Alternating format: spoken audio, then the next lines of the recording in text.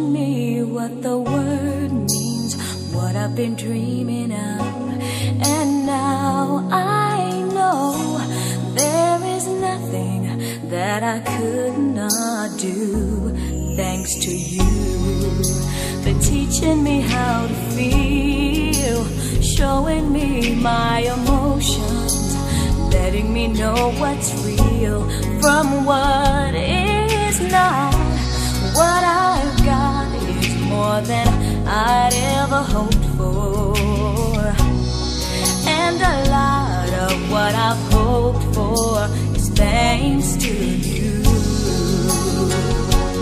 No mountain, no valley, no time, no space. Sa ating mga mag-aaral sa lungsod ng Valenzuela, ang pinaka-importante po sa lahat ay hindi kung saan ka nagtapos na eskwelahan, kung hindi yung edukasyon na nakuha mo at yung natutunan.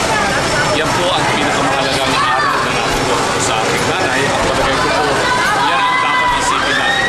Hindi po mahalaga kung saan ka nagtapos na eskwelahan. Ang mahalaga po, ang edukasyon na nakamit natin. Mabuhay po kayo, at sana po, isipin po natin, iisa lamang po yung ating bansa, nag-iisa lamang po yung lahi natin. Tayo po ay lahat. At syempre po sa inyong mga magulang, congratulations po sa inyong lahat. At sana po ay tuloy-tuloy po nating turuan ng leksyon sa paaralan, at gayon din po nakagandahang asal ang ating pong mga anak.